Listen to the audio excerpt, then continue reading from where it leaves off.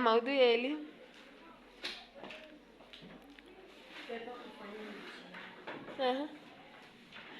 Pepa kufanya mtihani, alafu alikuwa na mwanafunzi mwenza, schoolmate, ambaye anaitwa nani? Schoolmate wa Pepa? Si Gube. Ni Zabina mwenyewe ambaye anamlisha hayo mambo. Maudhui ya mapenzi.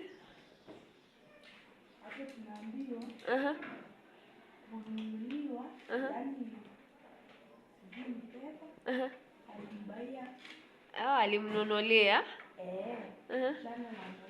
Alimnunulia shada la maua na pia vile viatu ambavyo alikuwa akivitamani akamnunulia, na hata pia alimfuata. Unajua mtu ambaye anakupenda mara nyingi atataka kujua uko wapi, umeenda wapi. Kuna maudhui ya tamaa yanajitokeza vipi?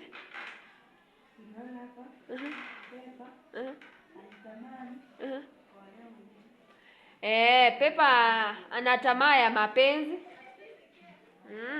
Pia ana tamaa ya viatu, alikuwa akivimezea mate. Hiyo ni tamaa bado inajitokeza. Maudhui mengine. Usaliti. Hata sikuwa nimeona hiyo. Usaliti mwandike. Nani anamsaliti nani? Betrayal.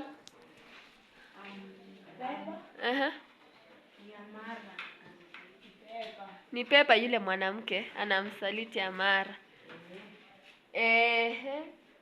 Maudhui mengine. Nafasi ya mwanamke kwa jamii. Tunafuata nafasi ipi ya mwanamke kwa jamii? Aliwajibika. Kuwalea watoto. Tunamuona Pepa anaambiwa hata aweze kuacha kazi, afanye nini? Wafanye ulezi. Mama mnacheka ama mlinakili kutoka Kongo hiyo? Yenye unacheka.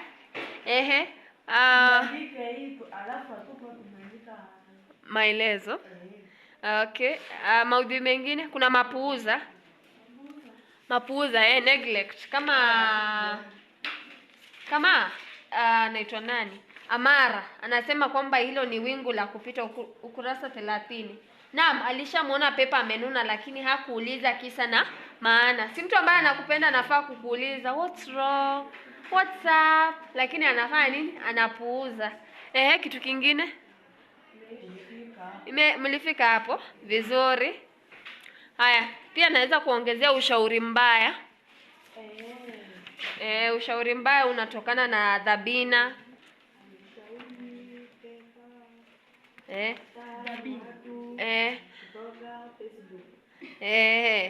Hata namwambia achana na huyo mume wako, hivyo angemharibia ndoa. Pia kuna athari ya kazi katika familia ya kisasa.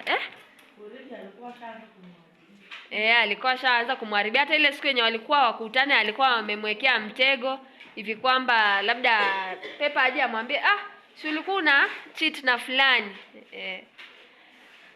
So pia tunaona athari ya kazi katika familia ya kisasa. Licha ya kwamba unafanya kazi uweze kupata labda hela za kugharamia familia yako, tunaona kwamba athari nyingine ya kazi ni kwamba unaenda unasahau familia yako.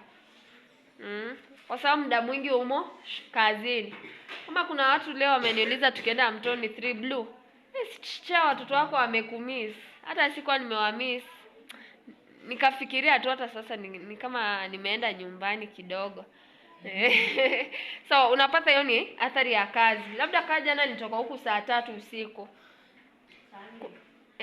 Kuna mambo ambayo ya kifamilia yamebaki nyuma kwa kiasi fulani. Hivyo tunaona ni mambo ambayo yanafanyika. Pia kuna ukengeushi. Katika jamii tumezoea kwamba ni wanaume labda ambao wanaweza enda nje ya ndoa. Lakini sasa tunaona hata wanawake wameanza kufanya haya mambo waziwazi. Hivyo kuna ukengeushi. Ni hayo ambayo tuliyaona. Good.